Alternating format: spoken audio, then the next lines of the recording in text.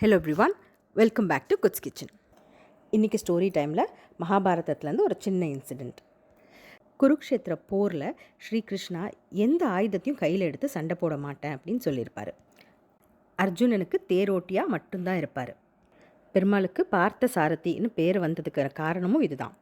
அர்ஜுனனுடைய இன்னொரு பேர் பார்த்தா, அவருக்கு சாரதியாக இருந்தனால பெருமாளுக்கு பார்த்த சாரதி அப்படின்னு பேர் வந்தது.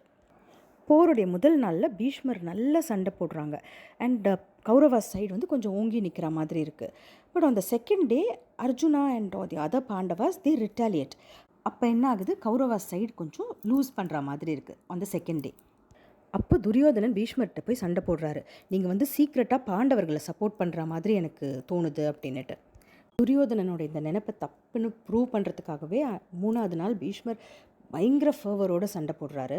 அதுவும் இல்லாமல் கிருஷ்ணரை வந்து எப்படியாவது ஆயுதத்தை ஏந்த வைப்பேன் அப்படின்னு சொல்கிறாரு. பீஷ்மருடைய அம்புகள் வந்து அர்ஜுனன் கிருஷ்ணர் எல்லாரையும் போட்டு தாக்குது.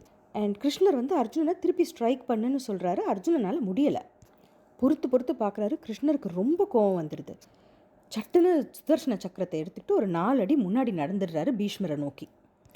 கிருஷ்ணர் போய் போரில் டைரெக்டாக சண்டை போட்டுட்டா விதிமீறல் ஆகிடுமேன்னு சொல்லிட்டு அர்ஜுனன் போய் கிருஷ்ணரை தடுத்து கூட்டிகிட்டு வந்துடுறாரு. இந்த சம்பவத்துலேருந்து நமக்கு 2 விஷயம் எடுத்துக்கலாம். One is Krishna's unconditional love for Arjuna. அர்ஜுனனுக்கு ஒரு ஆபத்துங்கும் போது கிருஷ்ணாவால் பார்த்துட்டு சும்மாவே இருக்க முடியல. 2வது, தன்னுடைய ரொம்ப உண்மையான பக்தனான பீஷ்மருடைய வார்த்தை பொய்க்கக்கூடாது அப்படின்ட்டு அவர் கிருஷ்ணரை ஆயுதம் ஏந்த வைப்பேன் அப்படின்னு சொன்னதை உண்மையாக்கிறதுக்காகவும் இது மாதிரி பண்ணியிருக்காரு கிருஷ்ணா.